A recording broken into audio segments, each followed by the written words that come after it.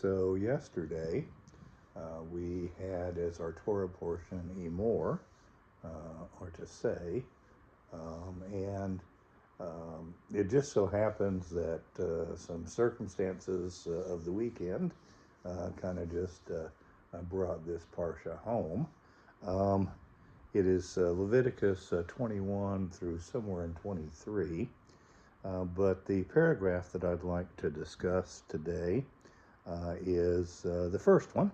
The Lord said to Moses, "Speak to the priests, the sons of Aaron, and say to them, none shall defile himself or any dead person among his kin, except for the relatives that are closest to him, his mother, his father, his son, his daughter, and his brother, also for a virgin sister, close to him because she is not married.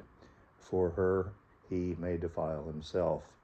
But he shall not defile himself as a kinsman by marriage, and so profane himself." So this weekend in my family we did cemetery cleanup, and so I'm not a Cohen, so there's no problem with me going into a cemetery, except that I can't cleanse myself with the red heifer ordeal, and therefore we are not allowed to go up to the Temple Mount, and we believe that Messiah will basically rectify all this when he comes.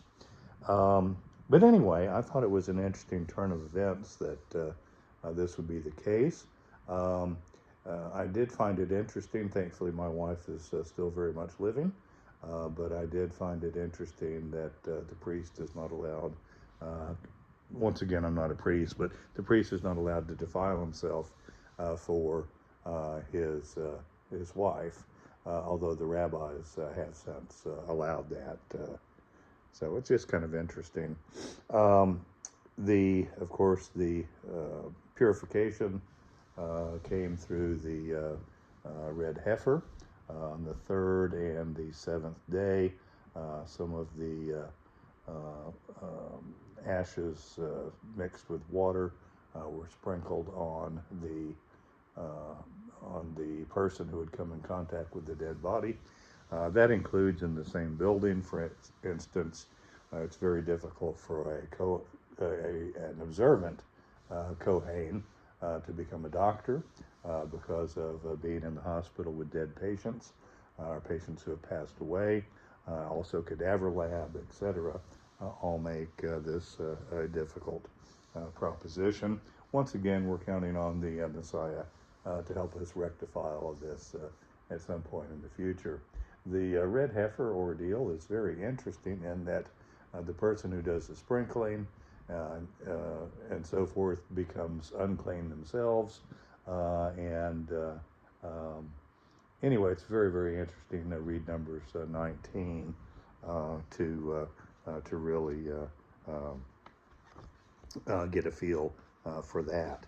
Lastly, I wanted to talk about in Etz Chaim, the commentary, the Humash that I'm reading.